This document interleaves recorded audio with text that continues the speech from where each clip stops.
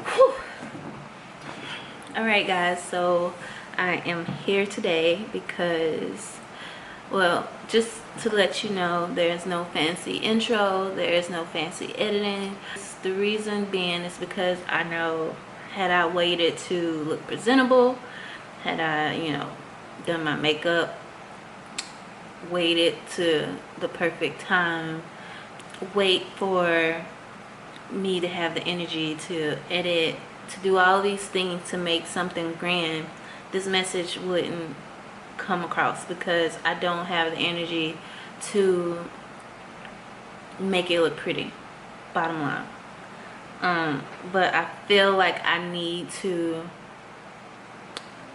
tell you guys what's been going on, because all of this, everything that's been going on is a part of my story, and I made the decision a long time ago to share with you guys my story and to share how God moves in my life. And I know I haven't really been obedient to that because it takes a lot of energy that I don't have, and every time I succumb to depressive episodes, I feel like I am disobeying what God has told me to do. So in the midst of this trial and tribulation, in the midst of everything that I'm going through right now, I am choosing to be obedient to what God has told me to do. And it's not easy, but I am going to do my best.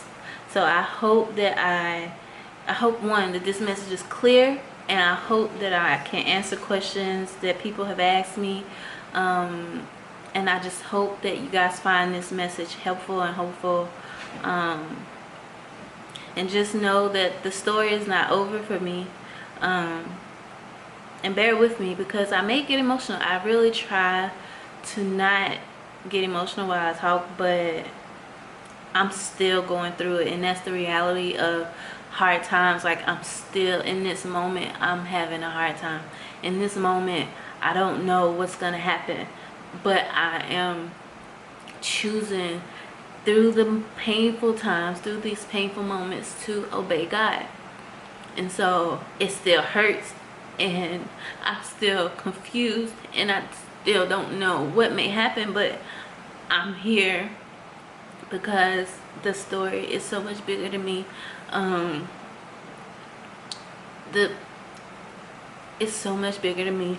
It's so much bigger than this moment. And if I know if I don't share this moment, when God pulls me through it, the victory of it all, I don't want y'all just to see the good part of it. I need y'all to see and understand that there were times where I felt like this, and this is why I chose to share my journey, because I need you guys to know that it's not always good endings and it's not always success stories, but there are trials and tribulations, and that I struggle. So I said all that to say, I no longer have a job here in Korea. Since the last time you've heard from me, I was living in Daegu, and I was still waiting to be allowed to go back to work. I had not been at work since March 12th of this year, and so I had not been working for a long time. I was not getting any income,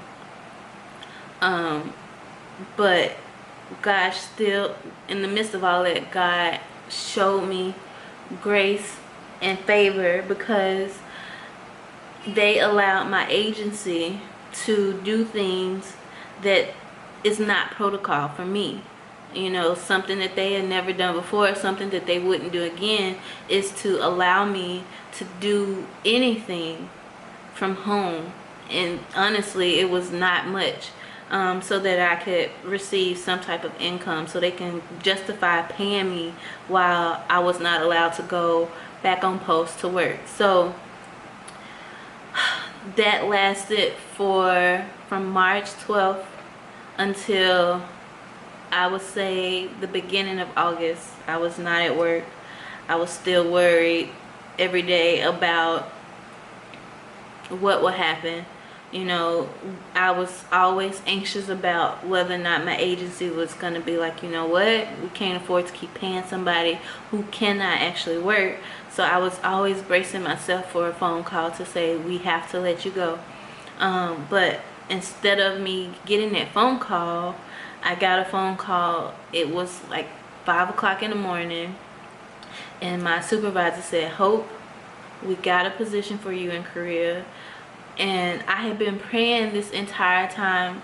Granted, I don't pray for other people's downfall, but when in the midst of all of this, my agency moved me around to cover for people while, you know, they were out of town, while they were sick. You know, if people quit, they needed coverage. They moved me around the country. Well, Korea, well, it's a country, right? But anyway, they moved me around the peninsula. And so I ended up coming up to Humphreys for about 3 weeks back in, I don't know, it was like July, I guess, May, April, May, I think.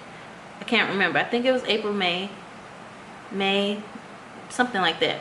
So, you know, because someone had just recently quit and they needed some coverage, so they told me to, you know, cover for them while they found somebody. You know, and so my agency, my supervisor was like, you know, this is a really good fit. Would you want to move up here?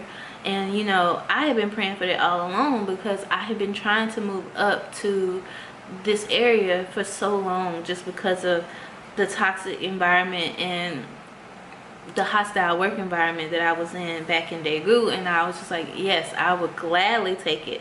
So my agency, my supervisor was like, you know, we're going to work our way to help you get up here permanently. Well, her boss was like, well, that's not going to work because being that everybody knows how hostile the work environment is in Daegu where I was, nobody wanted to work. So it's hard to fill that position because people, their reputation precedes them. So it was really hard for that position to be filled. So her boss was like, you know, Hope has to stay in Daegu because the position is so hard to fill. She's perfect for it. She's a single contractor. You know, she's willing to stay for a while. So we can't afford to have her move because if she do, then we would never get that position filled. So they told me there was another lady coming in. She was a military spouse, and that they were going to offer the position up here to her and let me go back down to Daegu. I was really disappointed, but you know, I was just disappointed. I can't say anything more than that. I was disappointed. I don't know. I was just like, Lord, you know my needs, and I was just praying that an opportunity would arise for me to get back up here. I prayed that all the time. I never cease praying that prayer, like just create an opportunity for me to get back to where, you know, I feel more comfortable in the work environment and it's not so hostile. So eventually the new lady that they chose did not work out. She may have came to work once, and then after like a couple of months she never returned, and she essentially just abandoned the position. And I got a phone call at 5 o'clock saying, Hope, the lady that we initially had to go up to Pyeongtaek where you were, she abandoned the position. So we are going to allow you to take it permanently.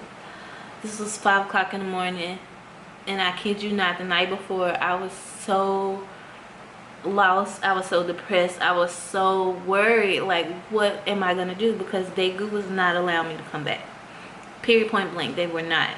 Everything we had tried, No matter the fact that everything had cleared up with this guy, everything was over, they were refusing to let me come back to work. So here I am, just at a loss, complete loss at what I'm gonna do next. And when I tell you I couldn't sleep, I was restless, I was worried, I was crying, I just was at a complete loss. And I prayed until I fell asleep. And it's so amazing, because in those moments I wish I had it feels fake, because people don't record hard times. And so when you're going through it, people don't think to put a camera on to show what's going on. But in those moments, I truly wish that you could see where I was, because I can't explain it for you to understand, for you to grasp, like, the amount of desperation I was in that point, the amount of desperation I was in. And God literally turned it around for me within that night. As I cried myself to sleep, I woke up to a phone call to say, Hope, we're moving you. Everybody's on board. We've talked to the higher ups. They are in agreement. Legal said it's okay. We can move you. Let's go.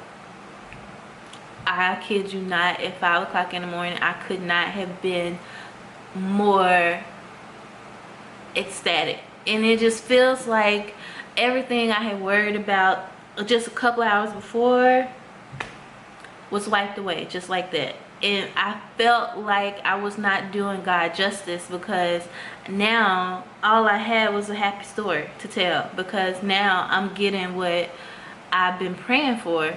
And everything up to that moment seemed to have just gone away. And I was so, in the same time I was excited, I was sad, because I know I had disappointed God and I was being disobedient, because this whole story for the whole 5 months before this, it doesn't exist anymore, because it seems to be wiped away.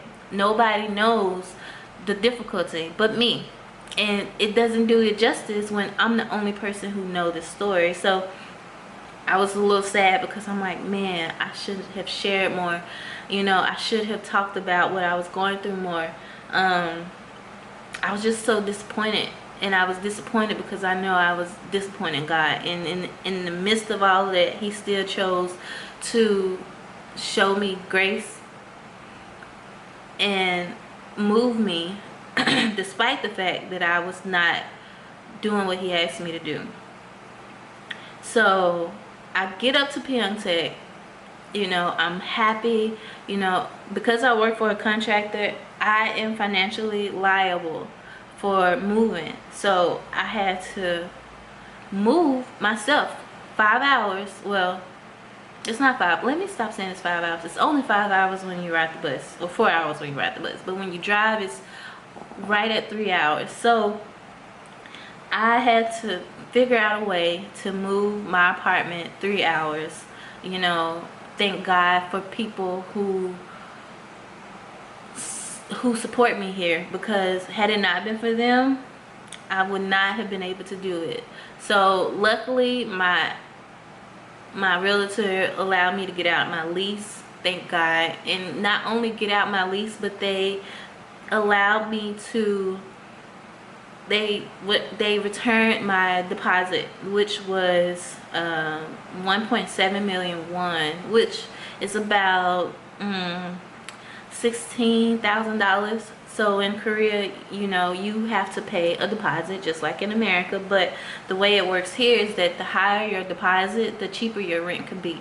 Now they will give you a standard deposit, and it's usually 2 times the rent. So if you choose to pay more, then your rent would decrease. But when I first came to Korea, I didn't have that type of money, because I was thinking rent was going to be like $400, because I had seen all these YouTube videos about how rent is so cheap. But obviously that was years ago, even just a year ago at least. And the more military people that come here, it allows for Koreans to make money. So guess what? That prices increase. So I was I was flabbergasted when I couldn't find an apartment for like $300. So anyway, so you have to pay your deposit, and which is 2 months rent up front. And so I paid that, and you get it back, you know, if you leave the apartment as it was when you moved in. So I was just grateful that despite the fact that I broke my lease, that they allowed me to get my security deposit back, because that security deposit went towards the security deposit for a new apartment here in Pyeongtaek. Even though it wasn't enough, because my security deposit here was I had to pay 2.2 million up front, and that was 3 months rent. So I had $1,700 or 17 million won, well 1.7 million won to go towards 2.2 million won. And though I had not been working, you know, I still diligently tried to save every amount of money that I had been getting.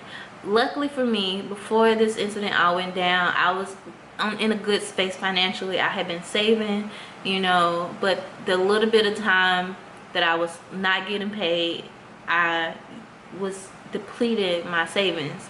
But you know, I don't even look at it as depleting. I look at it as, thank God that I was in a position to where I had money to cover myself while I was not working.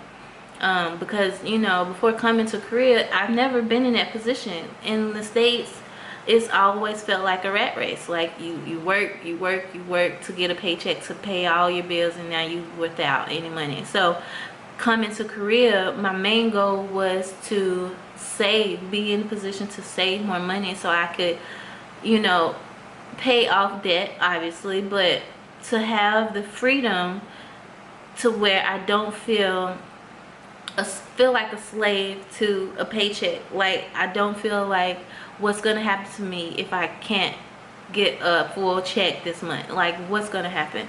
So I look at it as, thank you God for allowing me to have this position.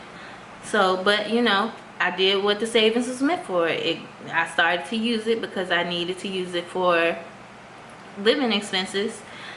But then I started to get paid again, and so thankfully I'm replenishing my savings. But then I have to move, so now I have to pay to, you know, move, and I can't afford a moving company, and technically I didn't really need one, but I needed to move the stuff that I have here.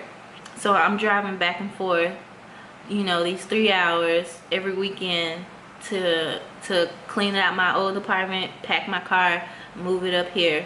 And we have tolls, you know, I have gas. I don't have I have a real beat up car, and all of that takes money. And so I luckily was able to finally move out of Daegu. I move up here. I'm able to stay with friends until I'm able to get a little bit more money in savings so that I can finish paying off my security deposit.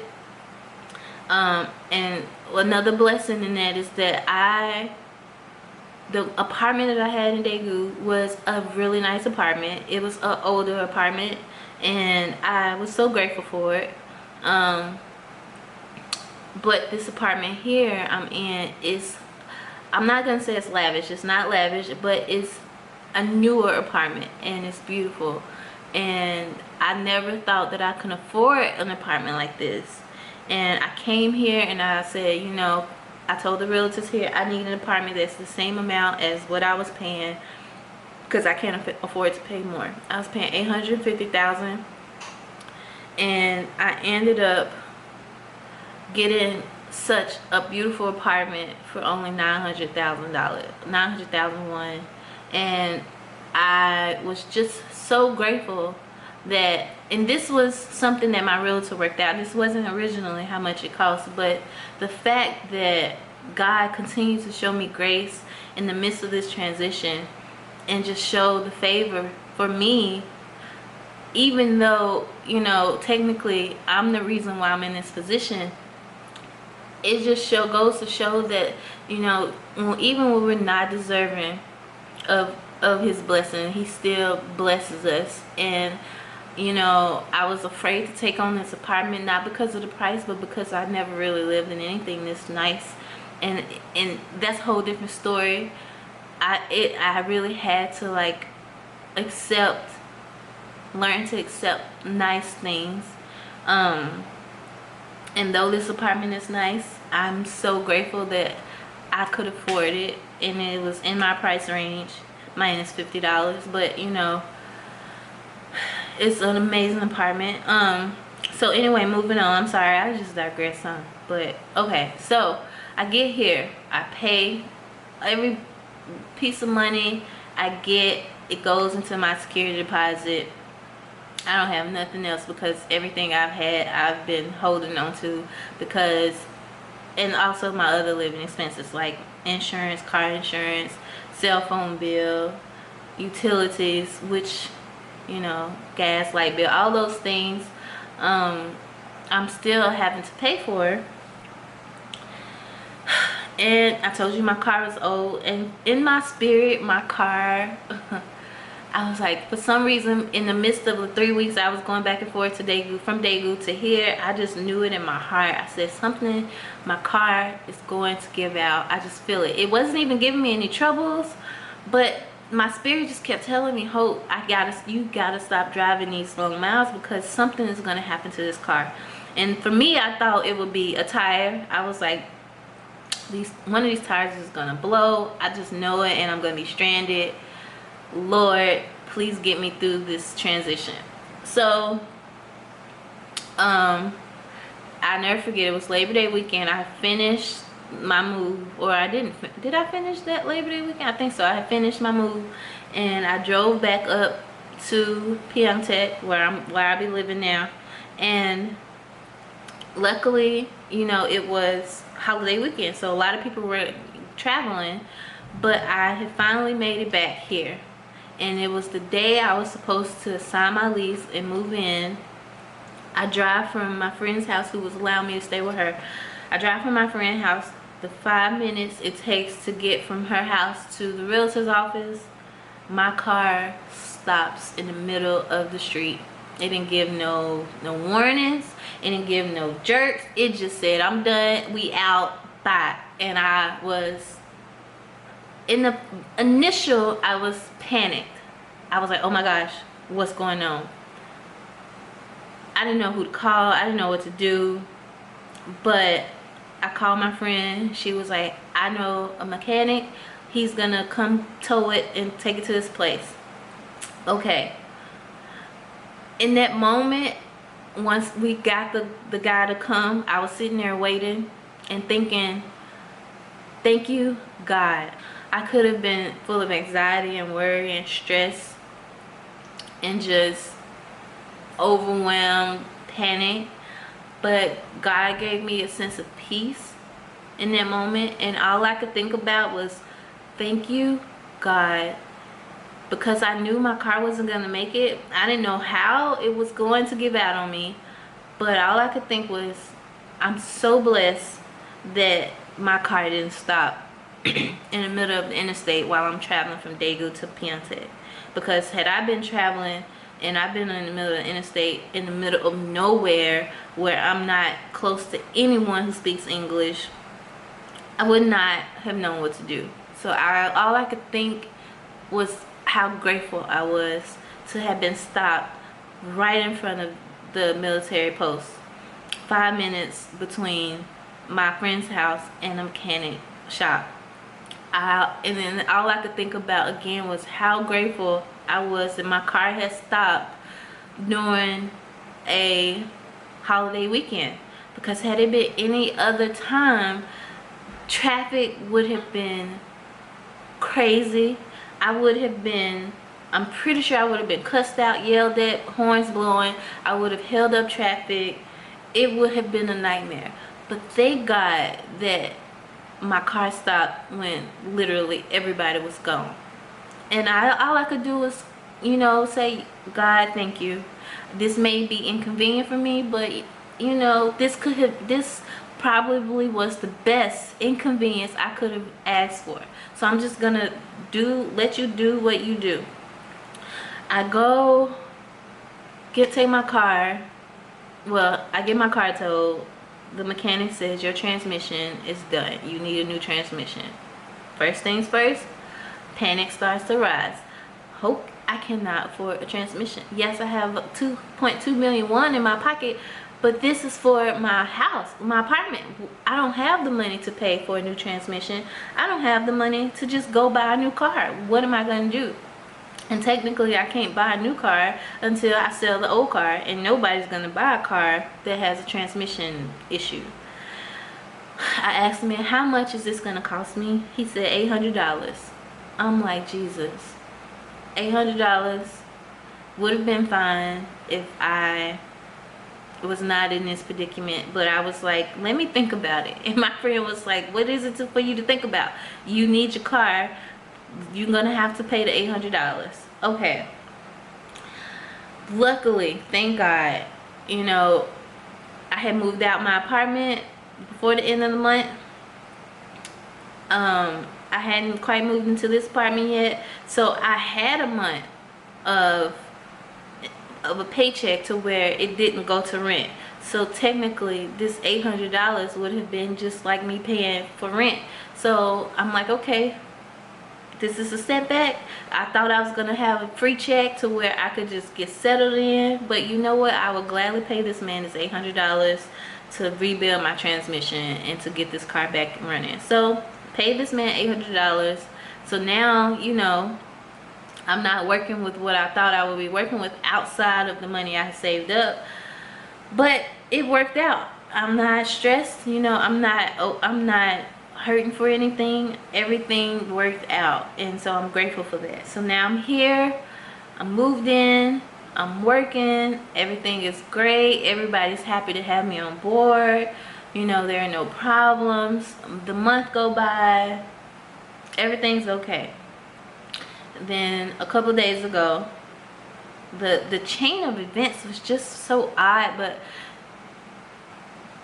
I'm always aware of like bizarre things, I guess. And you know, I'm just like praying to God, like, God, what is this? What does this mean? What is going on?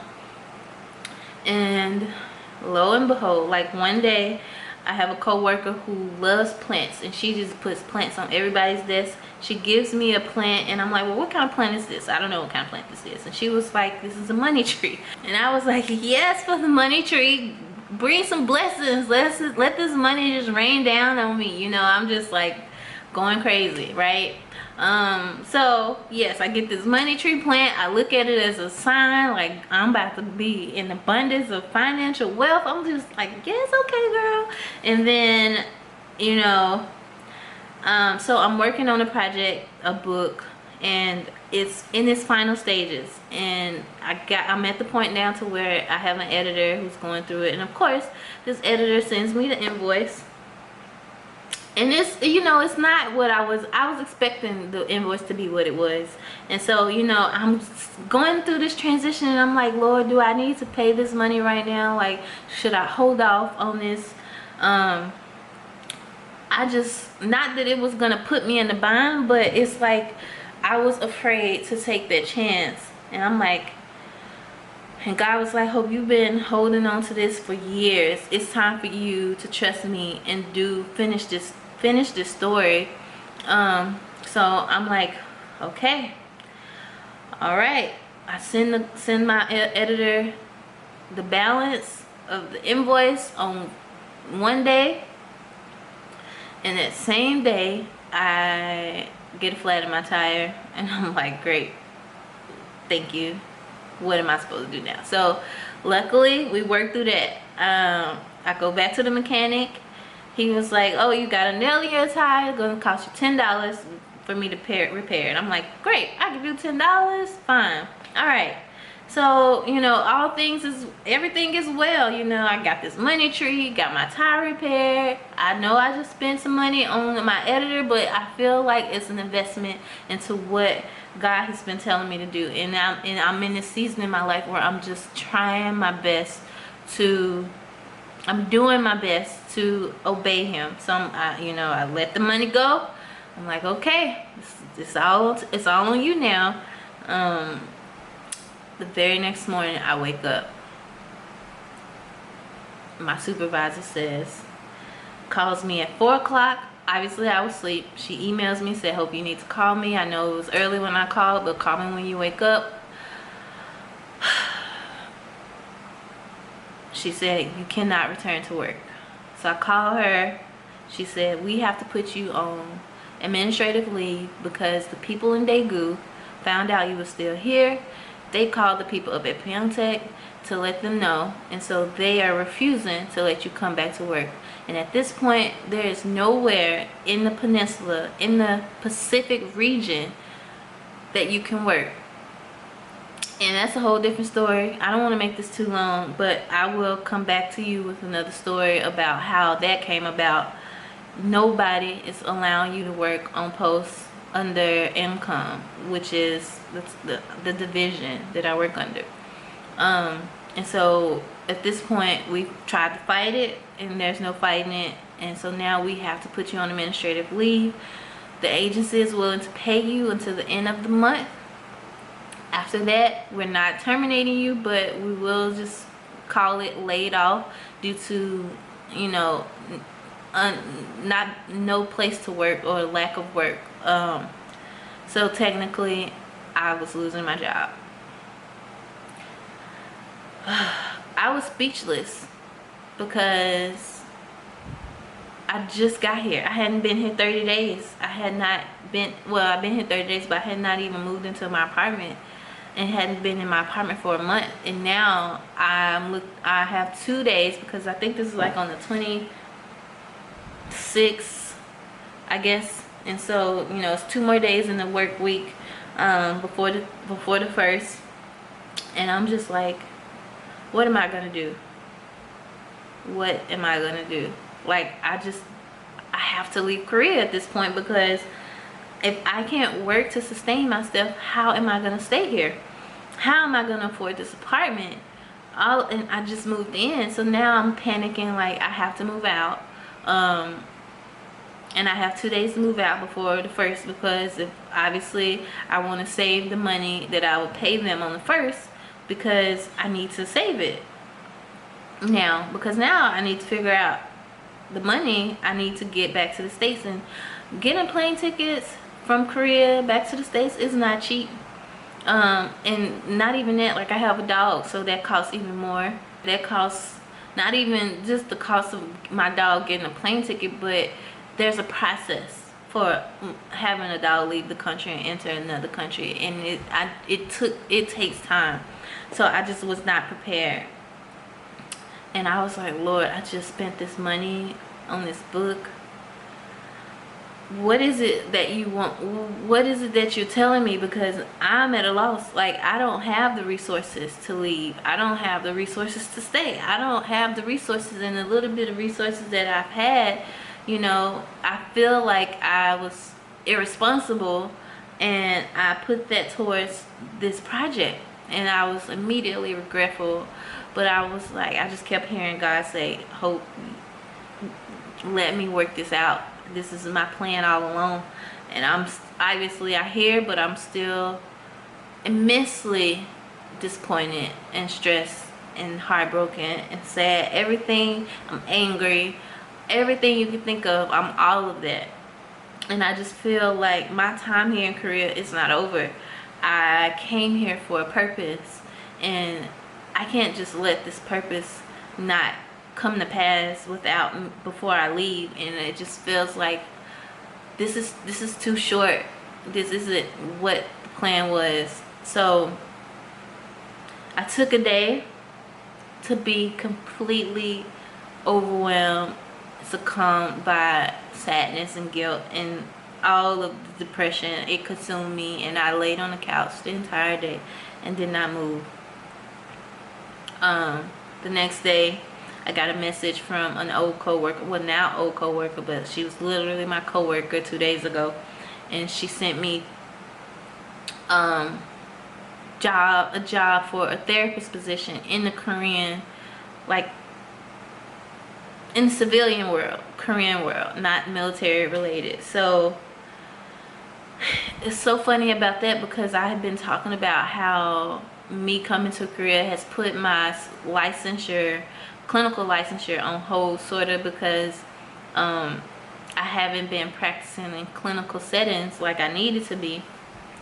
I was just telling my coworker this on Wednesday, and Thursday is the day I was like I couldn't go back to work. So on Wednesday, I was telling her about this and how I need to get back on track. And then my coworker sends me this message about a therapist position, and you know, because I don't have my clinical license yet, I would honestly be not qualified for a full therapist position. And I hadn't been for a lot of the positions I had been seeing, so I just wasn't even trying to apply. But this position felt like it was God written all over it, because it was allowing for a junior therapist to get 40 hours a week. You can still be in the process of obtaining your clinical licensure. You will get supervision. You can even get a work visa, like all of these things. And I'm like, God, I was just amazed at the fact that this was given to me in the time where I needed it most. And even for this position, I felt like I didn't qualify, but I was like, I'm gonna apply and see what happens. And then also, out of fear, I applied for a teaching position. Most people who come here, if they're not military affiliated, they are usually teachers. And back in, I would say, July, I had asked my teacher friends, you know, how can I teach, because it doesn't look like I'm going back to work. So they gave me a website that'll help me, you know, find a position. I have to fill out the application, blah blah blah. So I did that in July, and immediately I was denied. They were like, no thank you, you don't meet our qualifications. And I was like, okay, because it wasn't like I was 100% wanting to teach, but I wanted to stay in Korea. So I'm like, whatever I have to do to stay, I'm gonna do it. Well, they were like, no anyway. So I'm like, okay, fine. Well, the other day, after I applied for the therapist position, that gives me a little bit of momentum, and I'm like, thank you Jesus, because I know that was you. But then I was like, let me try applying for this teaching job again, out of fear. I'm not gonna lie, it was out of fear, because I was fearful that if I didn't get the position as a therapist, that I needed a backup plan. So I applied, and I was like, they probably still gonna deny me, but I'm gonna try anyway. It took all of maybe 4 hours for me to get an email from the teacher application, and they were like, hey, we would love to invite you for an interview. Your application looked great. And I was like, what? Jesus, how? Like, just a couple months ago you denied me for the same application. Granted, I revamped my resume to make it more kid friendly, even though I don't have teaching experience, but technical teaching experience. I talked up a lot of the times I have taught in settings towards children, and a lot of it's mental health, a lot of it is sexual abuse, a lot of it is all of those things. But I taught that up. Swimming lessons, you know, I talked all of that up, and I still wasn't sure that it would happen, but they were like, yeah, we would love to talk to you, let's set an appointment for next Wednesday. And I was like, great. That's great. Again, that job I applied for out of fear, but I'm like, at least it'll allow me to stay here a little bit longer until something happens. Within an hour, I got another email saying that the therapist position, they loved my application and they wanted to interview with me on Thursday. So I was like, God, thank you so much. Like, I was at a loss for words. So I'm proud and I'm happy and I'm grateful about the opportunity the other opportunities that's opening up for me to allow me to stay here. But for me, knowing me, I'm always waiting for the shoe to drop. So I'm always worried that something's not gonna fall through. So that joy I had didn't last very long. So yesterday, even though I had gotten this good news, it looks promising. Yesterday I just did not, everything had all of the guilt, I keep saying guilt, but it's not really guilt, all of the sadness, the disappointment, all of the depression just overwhelmed me yesterday, and I could not see the silver lining of any of this. And again, yesterday, when I tell you I did not move from my couch, I did not move from my couch. Well, I lied. I moved from my couch every 5 minutes, it seems like, to get something out of the refrigerator to eat, or to use the bathroom.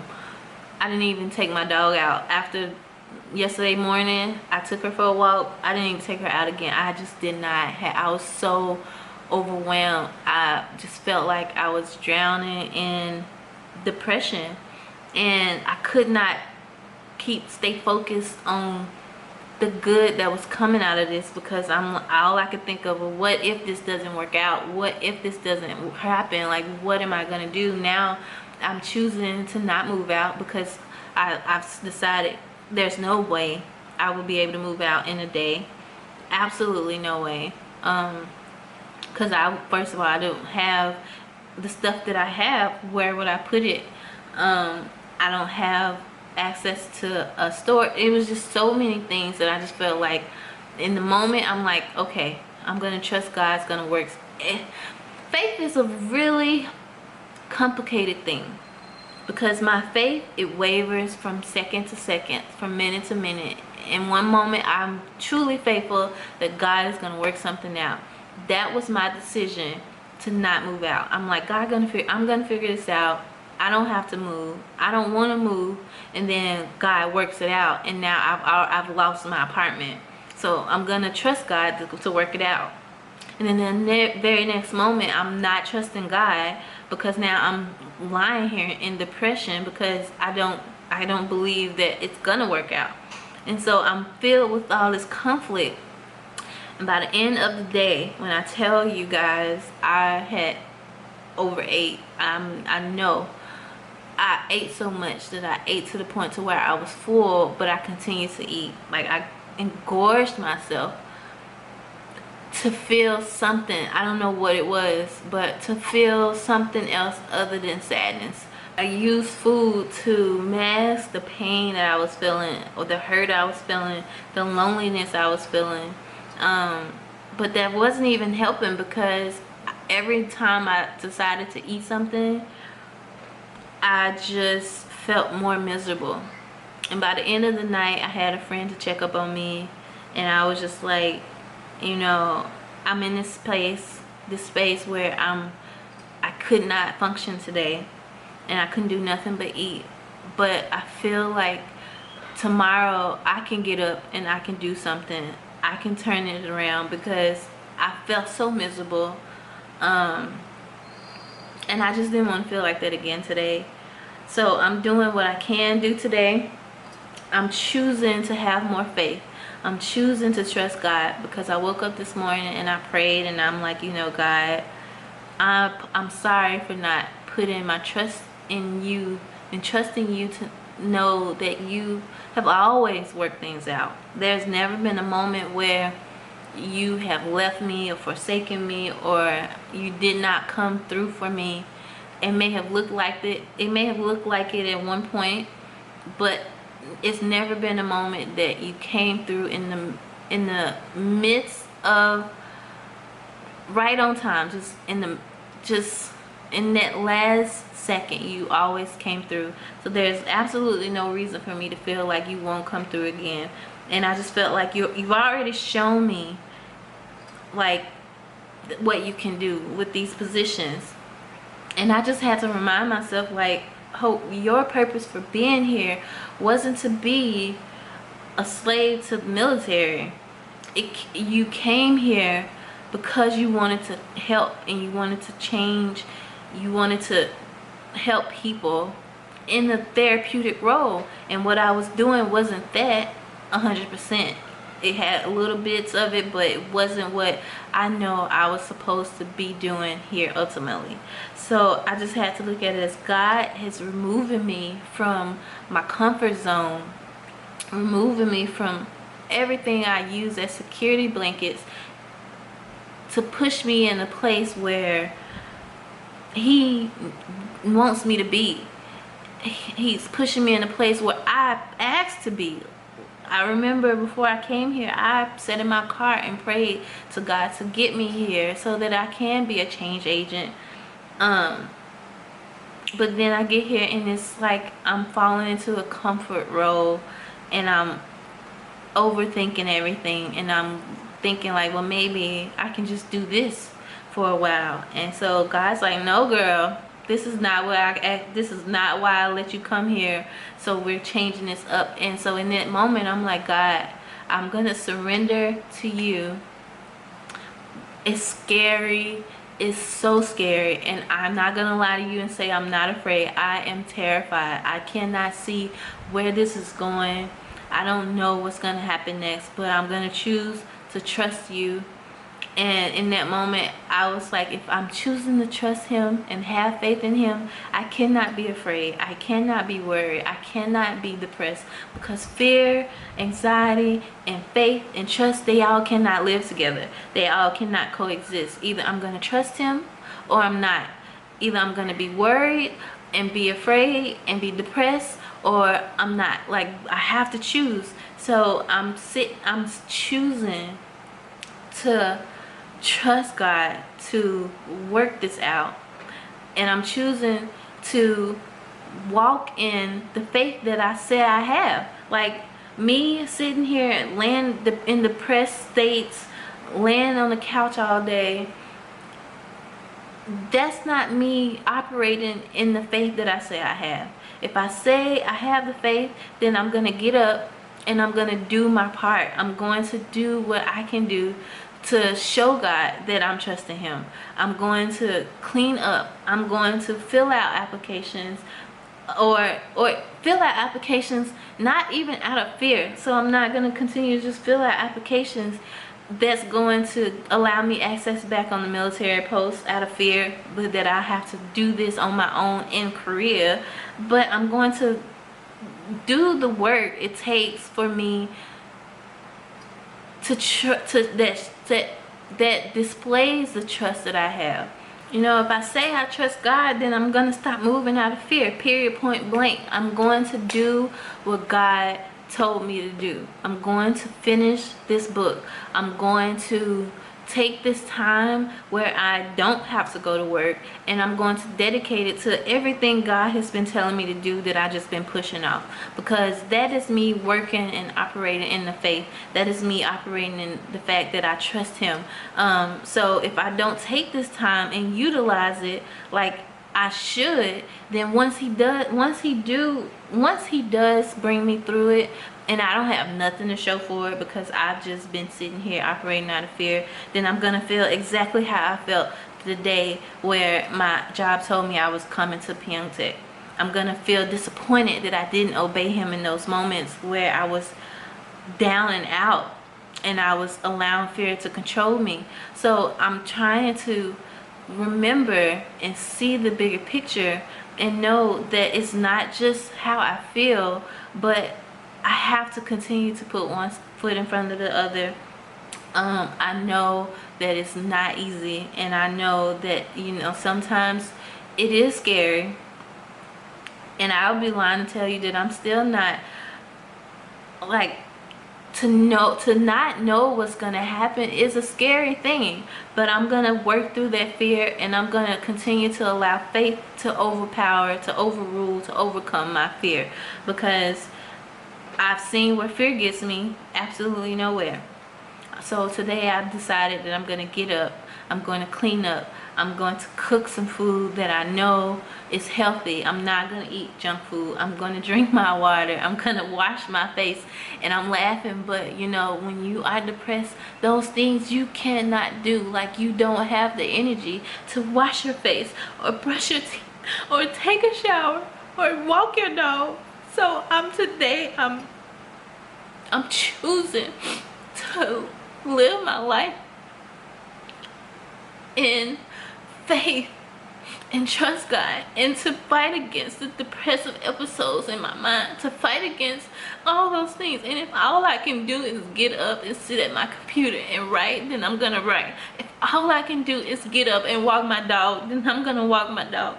If all I can do is brush my teeth and wash my face, then that's what I'm gonna do, because I have to show God that in the midst of these trials and tribulations, that I can do something, you know, that I can continue to move. Like, I trust him and trust that he's gonna bring me out of it. So today I decided to make this video. I didn't know what I was gonna say. I didn't know how this is gonna present, and I know it's been a long video and I've been rambling. I don't even know if I've answered all the questions, but I know I've had to get this off my chest, because if I didn't, then this would be another moment of me disobeying God. So, you know, the first thing I did before I got out of bed was pray that God would give me the strength, right? You know, and then I walked my dog, and I prayed the entire time I walked my dog, you know. And then I came across my devotional, and the first thing it says was, trust me in those times when your trials are unbearable and you're not sure if I'm there or even care. And I was just like, thank you, God, for reminding me, you know. And then it continues on to say, take your eyes off the situation you're worried about and refocus them on me. And I was like, ouch, guys, my body has just been in pain, but this is just me confirming what I know is what I need to do. And then it says, examine your faith and pray that I would increase it. And that is exactly what I was doing this morning. Like, just increase my faith. I know I have it, but sometimes it dwindles. Sometimes it seems like it's non-existent, but I need my faith increased. And it says, each time you are oppressed or encounter opposition, I have the opportunity to work miracles and lift you up. When something in life is taken from you, it gives me the chance to give you the secret treasures to prove that I am God. And that just gave me it gave me everything I needed to know in that moment, because every time something has been taken away from me, my comfort, my security, God has always stepped in and proven himself that he's in control. So this is just another reminder that if he strips everything from this earth from me, then at the end of the day, he controls it all. At the end of the day, he is the reason why things still work together. So, you know, yes, my job was taken away from me. Yes, my security blanket of being military affiliated was taken away from me. But this just gives him the opportunity to show up and show that God is always God, and he's always there, and he's going to work miracles. And then it says, I want you to draw near to me and rest under the shadow of my wings while I work in and through your circumstances to fulfill the desires of your heart. That's just self-explanatory. That's, like I said, reaffirming what I've been thinking. When you're overwhelmed, unsure of which direction to take, and filled with fear about the future, call to me and I will answer you. I hold all wisdom and insight into whatever you're going through. Trust me through your doubt and in the details. I've assured you the victory. Believe what I've promised. And this is, I just feel like all this devotional is called the source of all wisdom today. And this devotional was just God speaking to me and just, assuring me that he got it. He got it. And so there's no reason for me to worry. There's no reason for me to stop doing what I'm doing, because the closer I feel his will, of course I'm going to be attacked. Of course, giants are going to come and obstacles are going to come, and this is just the perfect opportunity for me to show how God can work through and fight your battles and just do all the things that we know he can do. So that's all I have. After I got that energy, I decided to go back and read the devotional for Thursday when I found out I lost my job. Because obviously I didn't read that day, and I didn't have the energy, and so I read it today, and I'm only going to read a few pieces of it. But it says, the title of that one was Take the Word to Heart, and it says, parts of it says, I know you wonder about the future, sometimes overwhelmed by uncertainties. At other times you are filled with joy because I show you the path of victory clearly. You won't always be able to know what lies ahead, but I will give you the strength you need to take each step of faith, knowing that I am in control, overseeing every detail of your life. Don't allow fear of the unknown to keep you from continuing to pray for vision. I will often give you glimpses of my glory. If you'll focus on me in every situation, I will open your eyes to see what I see. As you discern my will, cling tightly to my word. Don't just read it or listen to it. Obey it so that it might be well with you. I will bless you as you walk obediently, trusting in the ways that I lead you, even when you don't understand them.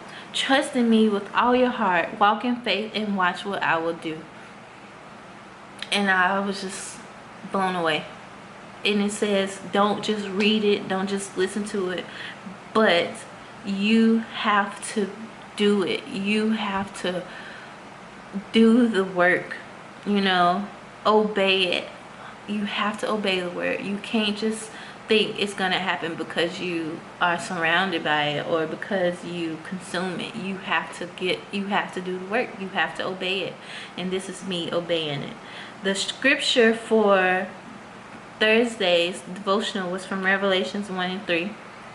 It says, God blesses the one who reads the words of his prophecy to the church, and he blesses all who listen to his message and obey what it says. So I've been listening, but it's time for me to obey. It's time for me to step up my game. And so and the scripture from today's devotional was from Proverbs 21:30. It says, there is no wisdom, no insight, no plan that can succeed against the Lord. That's a whole word in itself, but I'm going to end that right here because I have so much I want to say. I'm going to continue to decide to choose to wake up and operate out of faith and not operate out of fear. So I'm going to continue to make these videos. I'm going to use my time wisely while I'm here, waiting for the next step, waiting for God to tell me what's next. So I just pray that you guys follow me on this journey. I pray that you guys send me some encouraging words, send me positive vibes, send me, pray for me, send me just touch and agree. Whatever's on your heart to do, just I will gladly appreciate. I will gladly I just love the fact that if you guys are supporting me, and I am tasked with continuing to show up for you guys, and so this is me showing up for you, even in my hardships. And I hope you guys can see that I'm working really hard to do this thing, because I know that God has a bigger plan for me, and I just have to continue to obey him even when I hit these obstacles. So that's all I have for you today. I'm sorry that this video is not glamorous. I don't think any of my videos are glamorous, but I'm sorry that this is me in the moment, and I know I couldn't wait, because had I waited, who knows, the devil would have tried to creep in and take away the little bit of energy that I have. So this is me, and thank you guys for watching this video. Please share this video, share this Patreon page, and that's it. Bye guys.